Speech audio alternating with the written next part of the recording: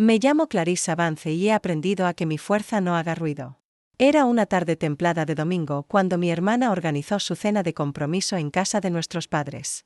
Estaban todos, tíos, primos, vecinos de la infancia que seguían, creyendo que tenían derecho a opinar sobre mi vida. La mesa estaba repleta, las risas rebotaban en las paredes, el vino corría sin medida. Pero yo notaba esas miradas que siempre acababan en mí, como si no encajara. ¿Sigues con ese cochecillo gris?, soltó alguien con tono alto y burlón. Mi hermana me miró fingiendo lástima. Es que Clarissa siempre ha sabido aprovechar lo que tiene, dijo, como quien excusa algo. Su prometido rió por compromiso. Él no captó el doble filo, pero yo sí. Todos lo hicieron. Sonreí y bebí un sorbo de agua. No tenía que justificarme ante nadie. Y justo cuando estaban retirando los platos, su prometido se inclinó sobre la mesa, con aire casual, y preguntó: «Oye Clarissa, esto es raro pero, ¿tienes algo que ver con un jet que vi en San Bartolomé la semana pasada?» Ponía algo como Vance Capital. La sala se quedó muda. Nadie movió ni el tenedor. Solo respondí con una pequeña sonrisa: «Sí, ese es mío». Así era desde hacía años. Cada comida familiar repetía el patrón. Las preguntas disfrazadas de alegría que en realidad eran juicios. Los comentarios encubiertos de falsa preocupación. Me miraban como si fuera un bicho raro. La hija que no se asentó, que no vivía en la misma ciudad, que no traía pareja, que no subía fotos de baby showers o vacaciones a la playa. Al principio me esforzaba más. Mandaba regalos, no olvidaba cumpleaños, a veces pagaba la cena esperando cambiar el tono. Pero parecía que solo lo empeoraba. Un año ofrecí ayudar con el colegio de mi sobrina. Mi hermana fue diciendo por ahí que intentaba comprar su aprobación. Después de eso, dejé de ofrecerme. Me mudé a Sevilla con 22 años y apenas miré atrás. Para ellos era escapar, para mí era poder respirar. Los primeros años fueron duros, encadenaba trabajos, alquilé un cuarto interior sin ventanas y comía arroz con huevo casi cada noche. Empecé un proyecto paralelo, una herramienta muy básica para que repartidores autónomos pudieran gestionar mejor sus entregas. Ni siquiera tenía nombre al principio. Programaba por la noche, hacía soporte al cliente de día y me quemé varias veces. Pero 3 años después, una empresa de logística en Singapur dio con la app, me contactaron y me preguntaron si había pensado en escalarla. No lo había hecho, pero lo hice. Con algo de ayuda y muchas noches sin dormir, la saqué adelante. La empresa creció. Llegó la primera inversión, luego una ronda más.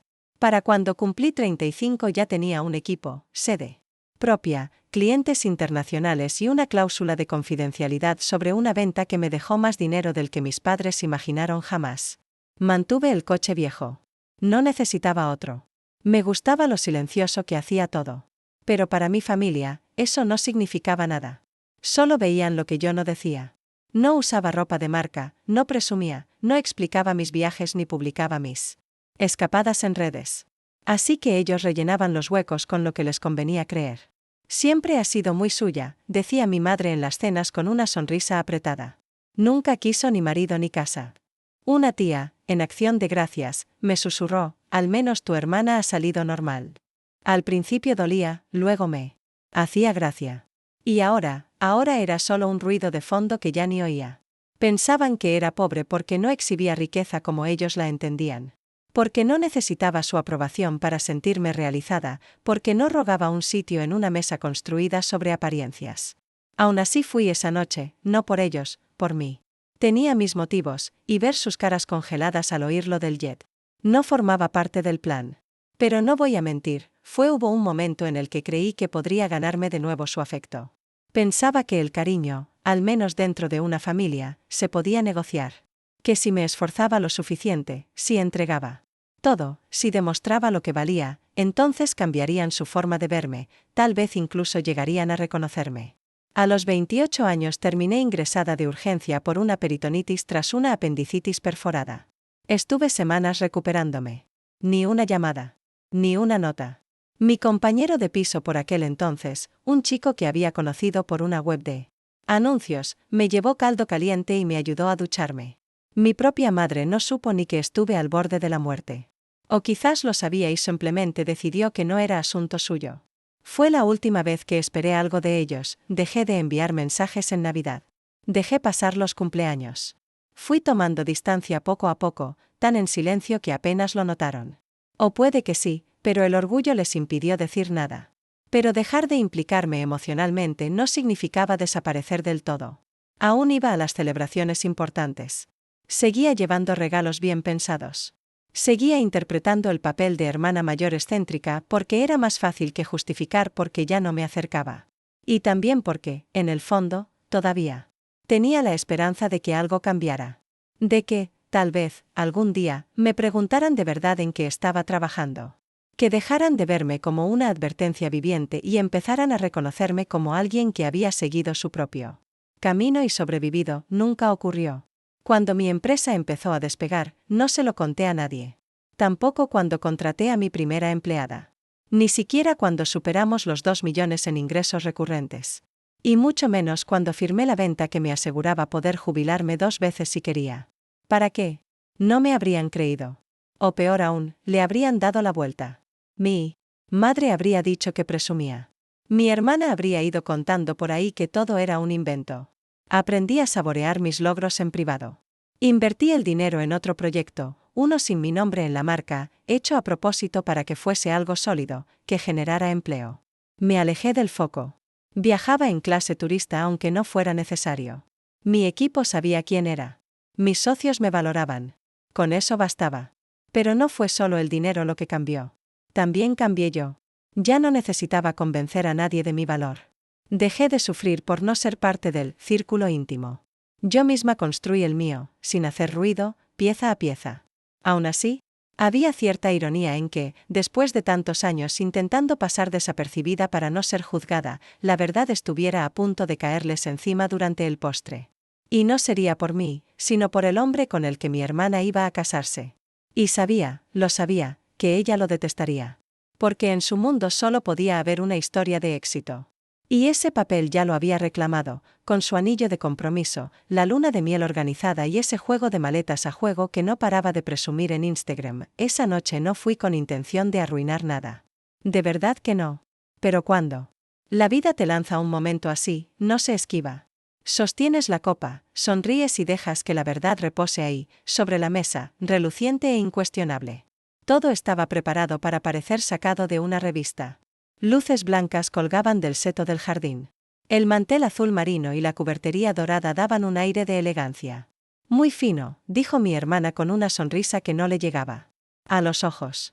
Había contratado a un chef privado. Los camareros vestidos de negro se deslizaban en silencio entre plato y plato mientras sonaba jazz suave desde altavoces ocultos. Era su noche, y la había planeado al milímetro.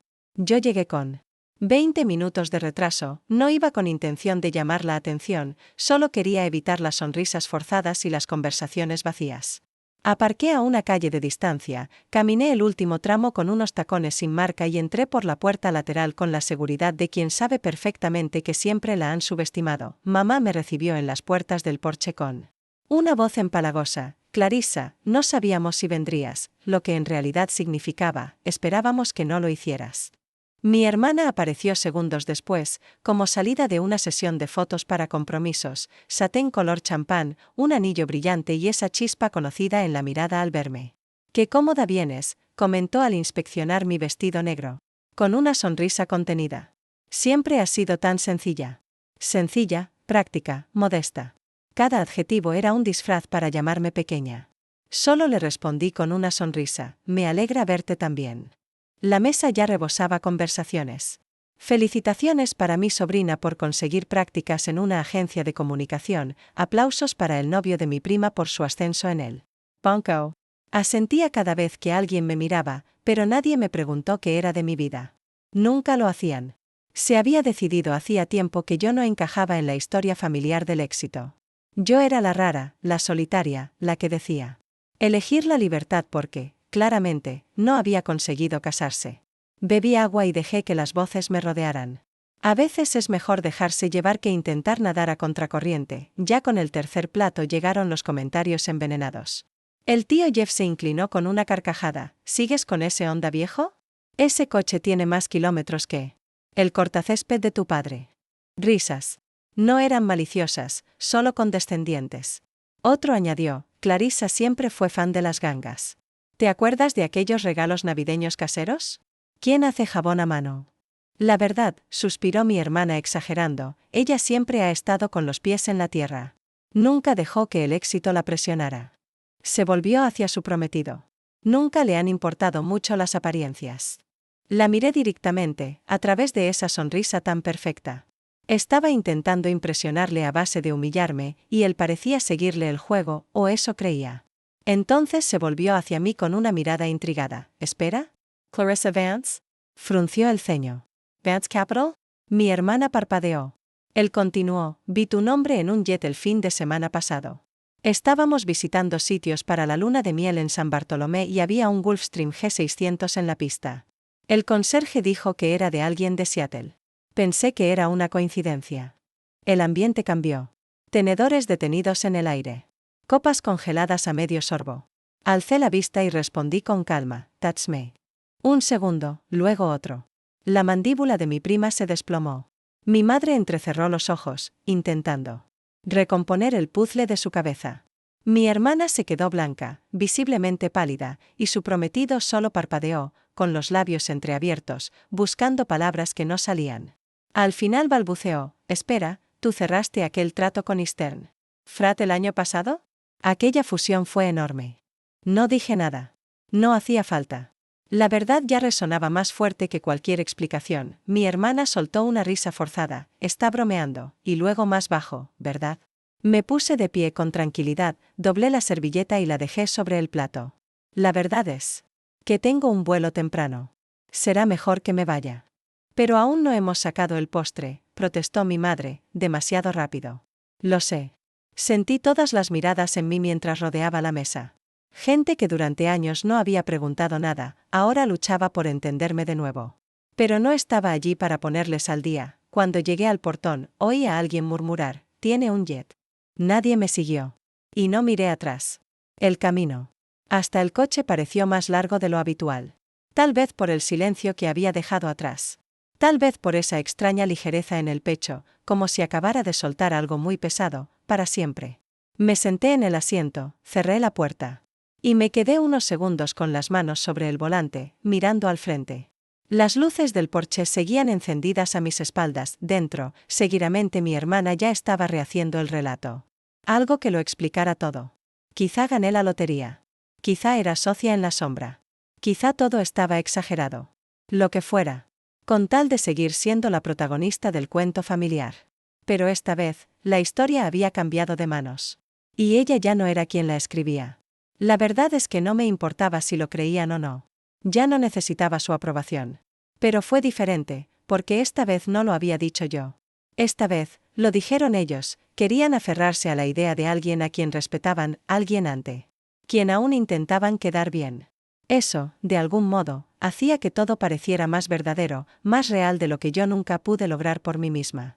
Por una vez, les tocó enfrentarse a quien realmente soy, no a la versión que ellos habían decidido que yo sería para siempre. No necesitaba ese instante, no lo había buscado. Pero llegó como una marea, constante, inevitable. Conduje de vuelta a casa en silencio, las ventanillas bajadas, el aire de la noche fresco rozándome la cara. Había algo liberador en no tener que justificarse, una paz al dejar de encogerse para caber en un lugar que nunca fue pensado para ti. Ya cerca de la medianoche, recibí un mensaje. Era del prometido de mi hermana. Perdona si esta noche fue incómodo. No era mi intención ponerte en evidencia. Solo quería decirte que admiro mucho lo que has conseguido. Me quedé mirando la pantalla durante un buen rato antes de contestar. Gracias. Estoy acostumbrada a los momentos incómodos. Eso no fue eso. Fue claridad. Lo leyó al instante. Respondió con un pulgar arriba. Con eso bastaba. Me tumbé en la cama, el techo sobre mí como un lienzo en blanco. Los recuerdos aparecían sin ser llamados. Me vino a la mente cuando tenía 12 años, sentada en las escaleras del patio mientras mi hermana abría sus regalos dentro, en su fiesta de cumpleaños, a la que no me dejaron ir porque era solo para sus amigas. Ayudé a mamá a hacer el pastel, pero nadie me guardó un trozo. Recordé aquella noche del baile de fin de curso, viendo desde la ventana cómo mi prima se hacía fotos en el jardín delantero, riendo con la familia. A mí no me invitaron. Nadie se molestó en preguntar si tenía vestido. Pensé en mi padre, ya fallecido, que solía despeinarme mientras decía, ella es la práctica. La otra es la guapa. Palabras pequeñas, cortes diminutos, repetidos durante años. Hasta que sangras. Por dentro, donde nadie lo nota. A la mañana siguiente recibí un mensaje de mi madre. Corto, seco.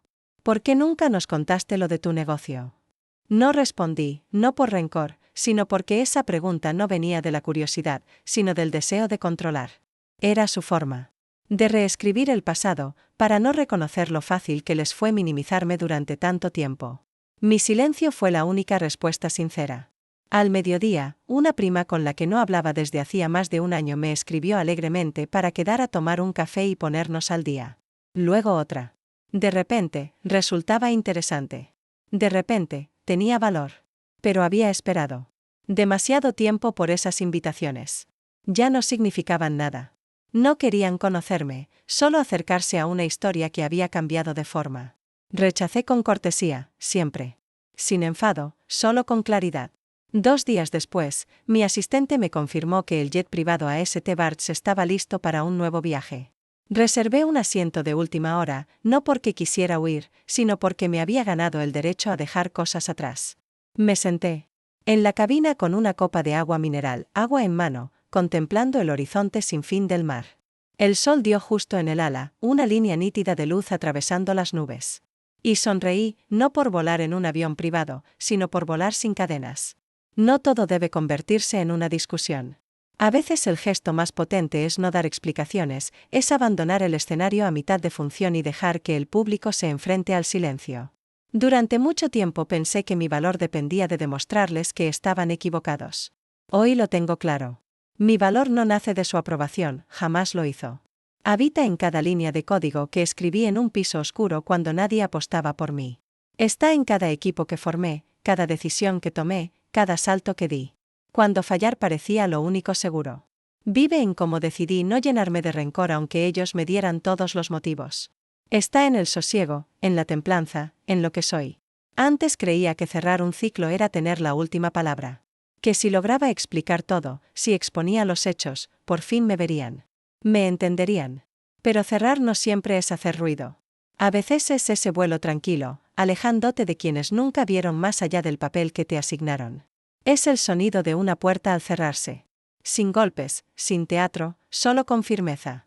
Sé que mi familia aún murmura. Que reformulan la historia.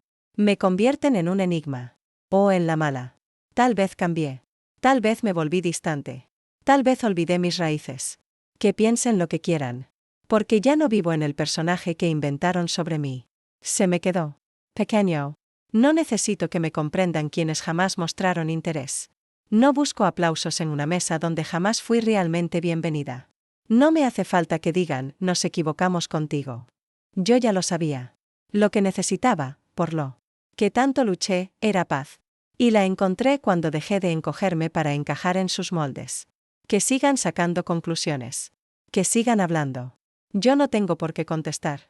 Habito espacios que ellos no conocerán. Construyo cosas que jamás verán. Decido sin que sus voces retumben en mi cabeza. Y eso, en su forma más serena, es fuerza. A veces, el acto más valiente de sanar no es la venganza ni la discusión. Es simplemente vivir fiel a ti misma y dejar que ellos se enfrenten a lo que perdieron. No fui a esa cena para demostrar nada. Pero lo vieron igual. No porque lo exigiera. Because truth doesn't need a microphone. It just needs a moment. Y cuando llega, no tiembla uno. No actúa. Solo permanece en pie, tal cual es, y deja que el silencio lo diga todo.